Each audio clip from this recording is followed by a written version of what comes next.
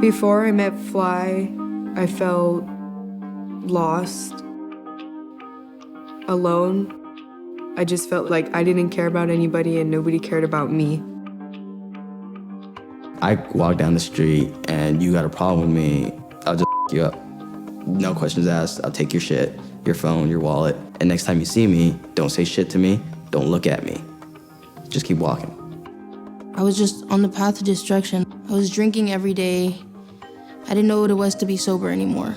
I had to move around a lot. My mom was using, so I wasn't living with her. I was just kind of like on my own. I felt like I was a burden. I felt like I was a burden to everybody. We're not the family that like sits at a dinner table and eats and like asks about your day.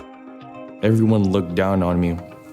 You're gonna drop out of school, you're gonna go to jail, you're gonna be just like your dad. You're gonna be just like your mom, in and out of jail. You're gonna get pregnant at 16. I hung out with the wrong people because those were the only people I was surrounded by. Around 12 or 13 is when I was full-time, just in the streets, always with gang members. I didn't know myself. You kind of lose yourself in the midst of all this chaos. My mom picked me up the second time from jail, saying, "What did I do as a mother to deserve this?" She's working 16-hour shifts for me to live, and all I'm doing is getting in trouble. The hardest thing about making a change after being released from a facility is realizing that I had to go back to the same streets, to the same home. That's just how the real world is. Dead or in jail.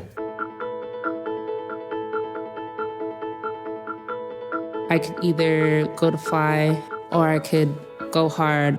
I decided, to make that change and take Fly's hand because they were really reaching out for me. They'll constantly buzz around you. They're so annoying that you end up loving them.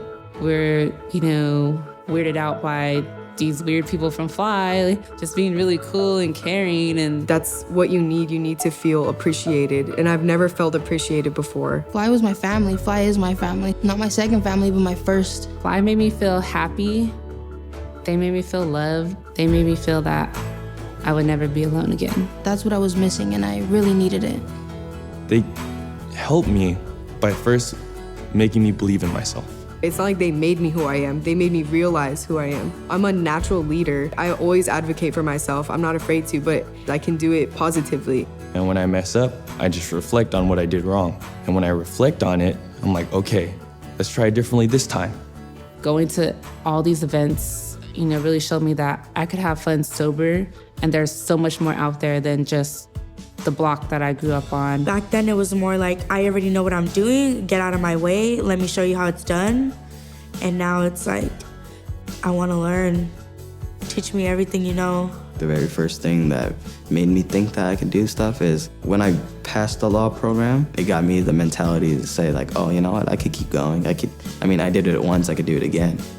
I will forever be most proud of graduating high school. I'm the first of 9 to go to college. I work at Kaiser Permanente. I work at Cisco Systems as an IT analyst. I help out now. I don't hurt people anymore. And that's a good part of my life. People deserve second chances. I want to help people deep into their core and say, you're more than your past mistakes.